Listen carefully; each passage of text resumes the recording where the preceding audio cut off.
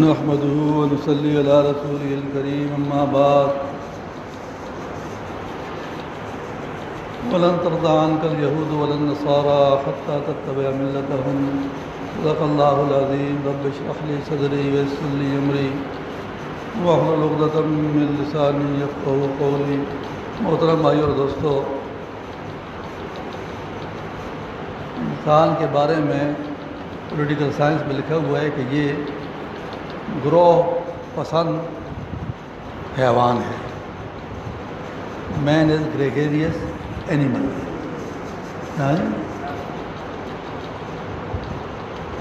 جی کہ پنکھوں کی یا رفتار کم کر دے، لیکن یہ کہہ رہے کہ نہیں ہوتے، خراب ہو گئے.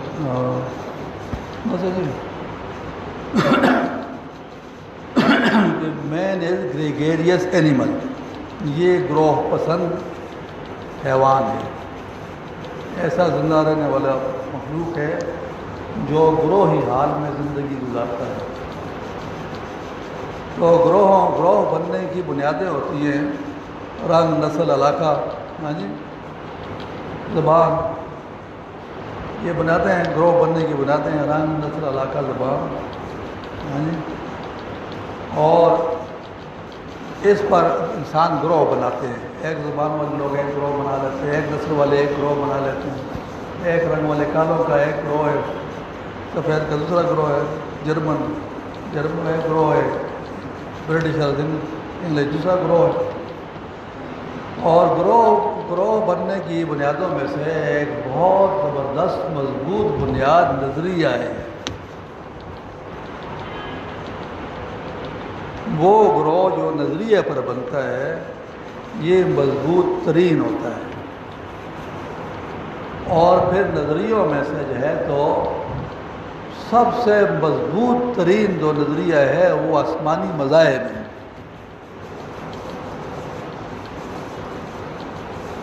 ابھی بھی ساری زمین کو اگر دیکھیں تو اس وقت کتنی آبادی ہے دنیا کی؟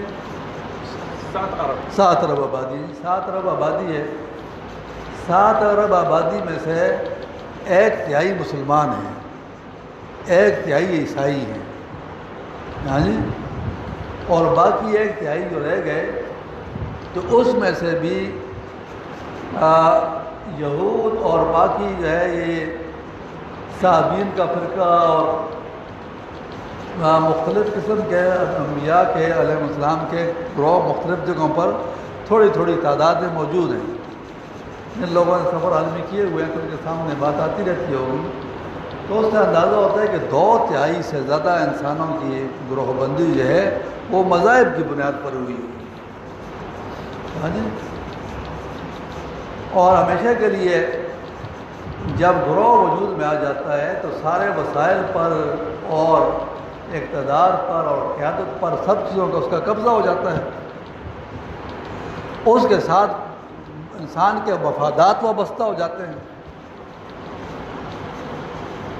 جب کوئی نظریہ اقتدار میں آ جائے تو سارے مفادات انسانی اس کے قدموں میں آ گئے، اس کے ساتھ وابستہ ہو گئے.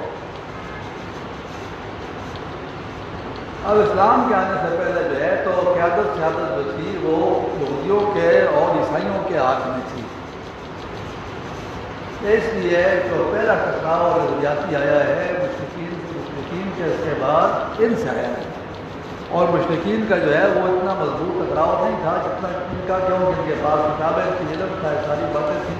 ان کا بہت مضبوط ٹکراؤ آیا ہے. اس لیے پاک کی آیات جو ہے اس کا کافی سارا حصہ جو ہے تو اس کا 1/4 سے کچھ کم ہو یہ یہود و نصارہ کے ساتھ مناظرہ کر رہا ہے، بحث کر رہا ہے، ان کی بنیادوں کو، ان کے نظریوں کو، ان کی سوچوں کو رد کر رہا ہے. اب دنیا جو تھی مسلمانوں کے کمزور ہونے کے بعد 2 بلاکوں میں تقسیم ہوئی. کمیونسٹ بلاک، کیپٹلسٹ بلاک، دہریوں کا گروہ اور سرمایہ داروں کا گروہ. اور یہ آپس میں جب چپکش میں تھے تو کچھ مسلمان نسبتاً حفاظت میں تھے کیونکہ یہ 2 دوسرے ٹکرا رہے تھے. اب جب کمیونسٹ بلاک کو سخت ترین شکست ہوئی افغانستان میں اور ٹکڑے ٹکڑے ہوا، تو اس وقت کیپٹل بلاک نے جو سوچا تو اس کے سامنے ایک ہی نظریہ تھا، وہ اسلام تھا۔ اور اسلام کی وجہ سے اسلام جو ہے یہ دو وجوہ کی بنیاد پر ان کے لیے خطرہ ہے۔ ایک وجہ جو ہے وہ یہ ہے کہ یہ ایک مضبوط دلائل کے ساتھ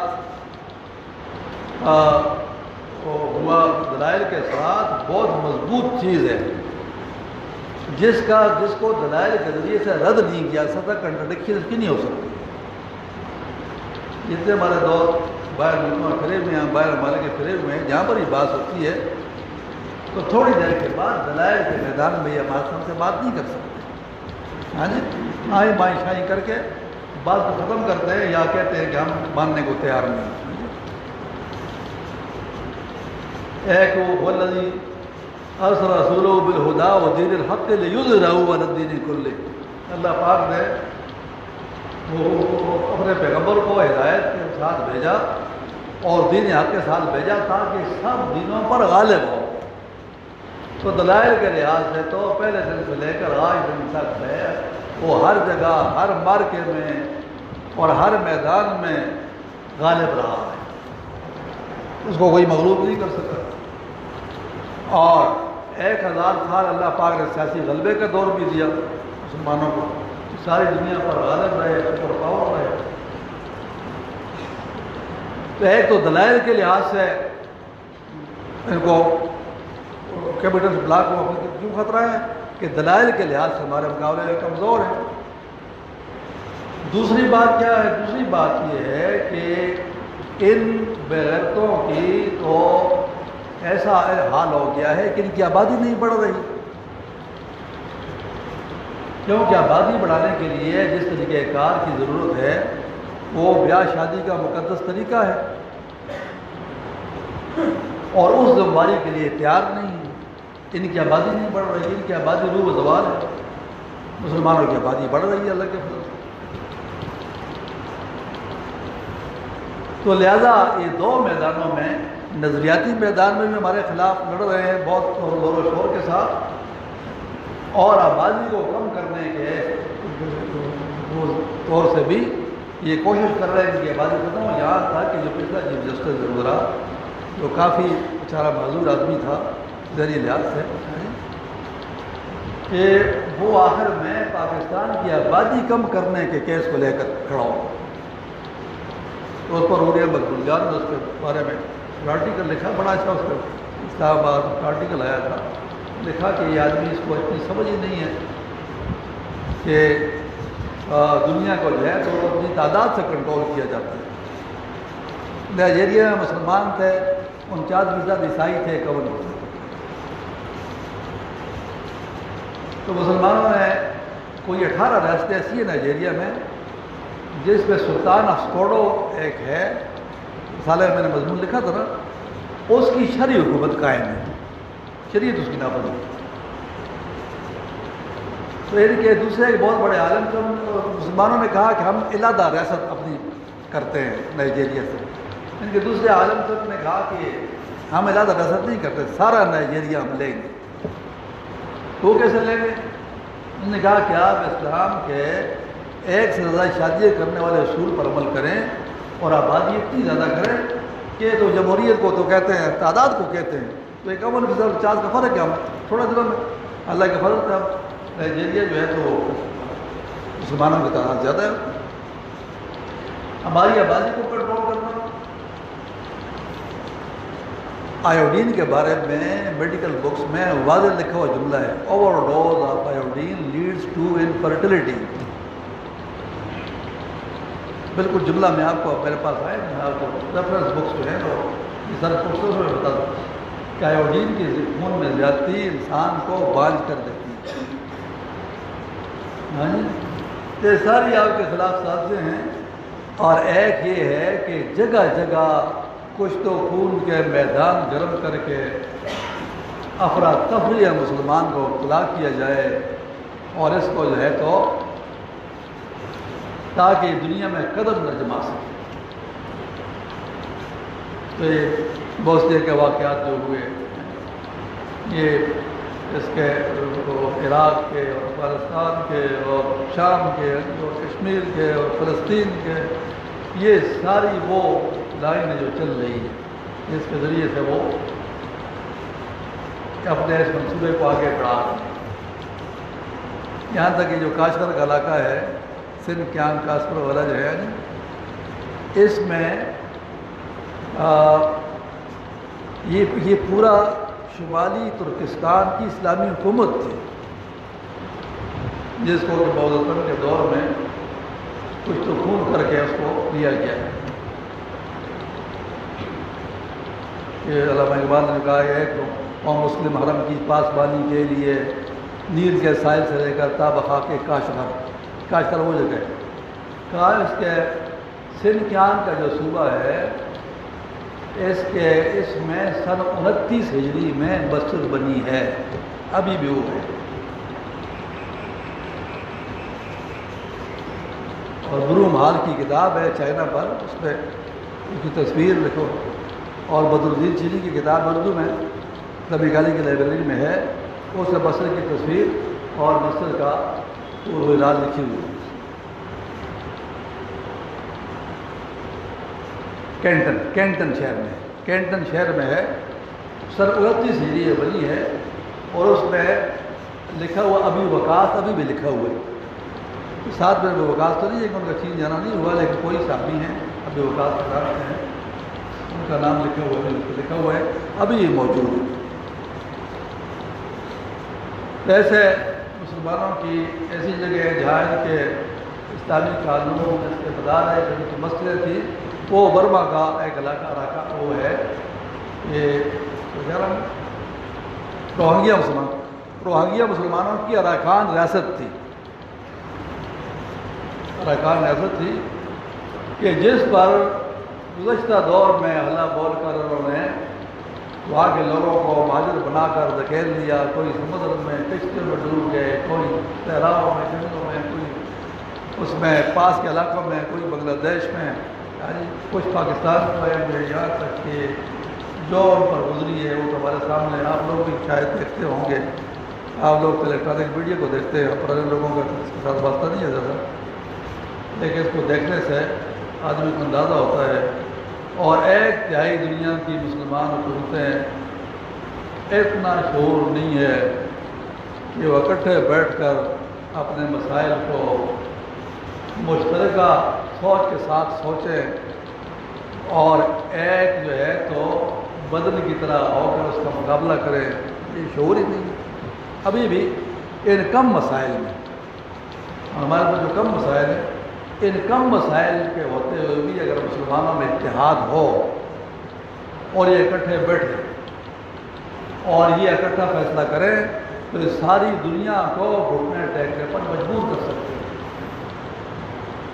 اور گھٹنے ٹیکنے میں ہمارے پاس بہت زبردست ہتھیار ہیں۔ ایک ہتھیار تو یہ ہے کہ دنیا کی اہم بندرگاہیں جن کے اور جس کے قبضے میں ہوں تو ساری دنیا اس کی، وہ ہمارے پاس ہے۔ نہر سویز جیسا دنیا ساری زمین کو ملانے والا ایک جگہ ہمارے پاس ہے۔ ایک تو ساری پٹی اکٹھی ہے، وہاں سے وہ شروع کریں ملیشیا سے لے کر وہ مراکش تک جائیں تو ایک پٹی میں آتا ہے۔ اہم بندرگاہ ان کے پاس، دنیا کے ہوائی راستے ان پر سے گزر رہے ہیں، ہوائی راستے گزر رہے ہیں اور بندرگاہیں ہمارے پاس ہیں۔ ایک اکٹھی پٹی میں اور تیل کا ایک مضبوط ترین ہتھیار ہمارے پاس ہے، لیکن کوئی ایسے افراد، ایسے لوگ نہ کھڑے ہو سکے کہ جن کے اندر غیرت ایمانی ہو اور فراست ایمانی ہو اور وہ اکٹھے ہو کر ایک آواز کو اٹھا سکے، اس کی بہت بڑی قیمت ہے۔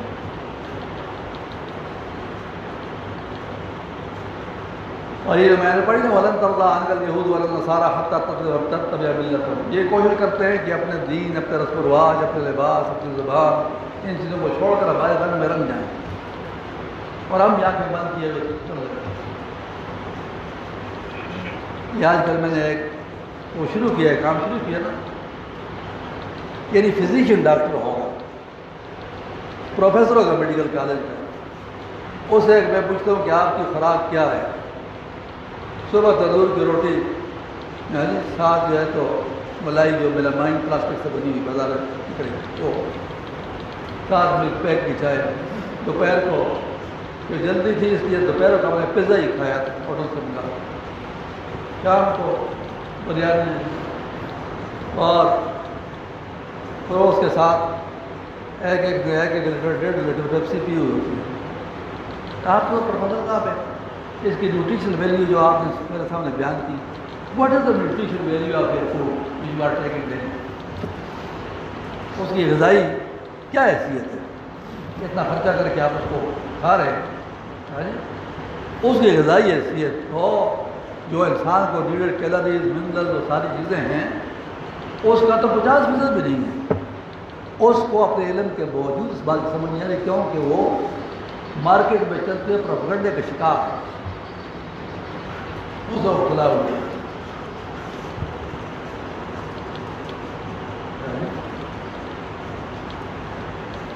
تو یہ شعور کرنا ہونا، سوچ کرنا ہونا، اور آنکھیں بند کر کے پیچھے چلنا۔ کوئی آیت کہہ رہی ہے کہ تم یہود و نصارہ کو اس وقت تک راضی نہیں ہو کر سکتے جب تک وہ اپنے دین کو چھوڑ کر ان کے دین پر اختیار نہ کر لو۔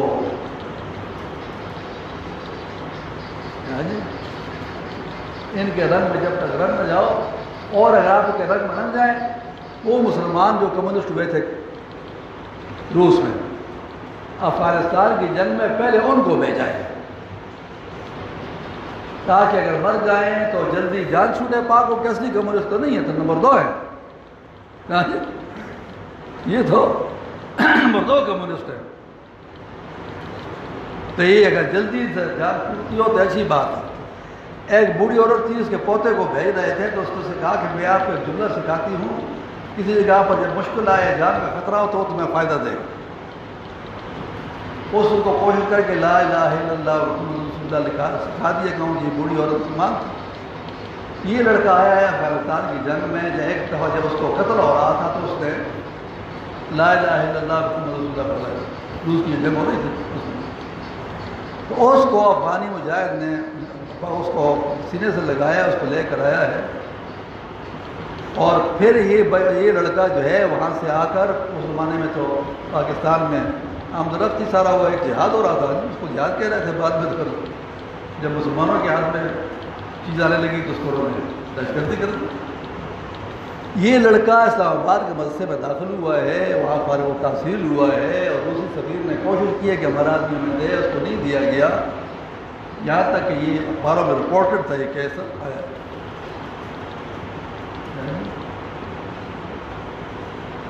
تو اگر ان کے رنگ میں رنگ بھی جائے، یہ بعض لوگ کہتے ہیں، ابھی بھی بعض سیاسیوں کے ساتھ میری ملاقات ہوئی، کہتے ہیں جی پاکستان بنا سب سے بڑی غلطی تھی، نعوذ باللہ، کہ کمبائنڈ انڈیا جو ہے تو وہ اچھا تھا، لیکن مطلب اتنی سمجھ، اتنی عقل نہیں ہے کہ جس دن پاکستان بنا ہے اور وہ 15 اگست کو 14 اگست 1-2 منٹ کم 12 پر جو ہے تو پاکستان کا اعلان ہوا، اس اعلان جب ختم ہو رہا تھا تو 12:01-2 منٹ ہو گئے تھے، پھر گویا 15 اگست ہو گئی تھی، تو وہ انڈیا کا اعلان، پہلے پاکستان کا اعلان ہوا پھر انڈیا کا اعلان، لہٰذا ہمارا یوم آزادی 14 اگست ہے، ان کا 15 اگست ہے، کیونکہ 12 بجے کے قریب یہ اعلان ہوا۔ جب پاکستان کا اعلان ختم ہوا تو اتنے میں انڈیا جب شروع ہوا تو 15 اگست 15 اگست کو اتنی بڑی ریاست مسلمانوں کی ریاست حیدرآباد، جس کا کہ اپنا ٹیکسال تھا، اپنی فوج تھی، اپنا سکہ اس کا چلتا تھا، سکہ بنانے والے ٹیکسال ہے، جس میں ٹیکسال ہو گئے تھے، جہاں سکے بنتے ہیں، نوٹ چھپتے ہیں، اس میں انڈیا نے فوراً فوج داخل کر کے اس کو قبضہ کیا، ریاست بھوپال کو قبضہ کیا، ریاست بہار کو قبضہ کیا، ستاری کو قبضہ کیا، جوناگڑھ بداور کو قبضہ کیا، اور کشمیر پر جنگ ہوئی، مجاہدین نے آدھا لے لیا، آدھے پر سے قبضہ کیا، اور وہاں سے آنے والے مسلمانوں کو جو کہ ساری جائیدادیں مال دولت چھوڑ کر آ رہے تھے، زندہ آنے نہیں دیا، اس کو قتل کیا ہے، تو اس کے ساتھ ہم رہ سکتے ہیں؟ یہ کوئی غم کی بات ہے؟ یعنی یہ اگر آپ سوچ سکتے ہو تو سوچ سکتے ہو، سوچتے سبحان اللہ ہے، آپ نئی نسل اس بات کو سمجھیں ہم پرانے لوگوں سے، اور ذرا لائبریریوں میں جا کر اپنے ماضی کا مطالعہ کریں تاکہ اس کی روشنی میں مستقبل کی منصوبہ بندی کریں، پلاننگ کریں۔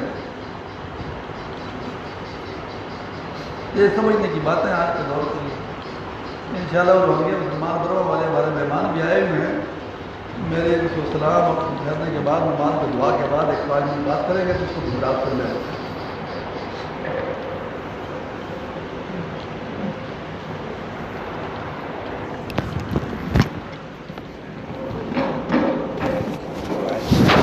آج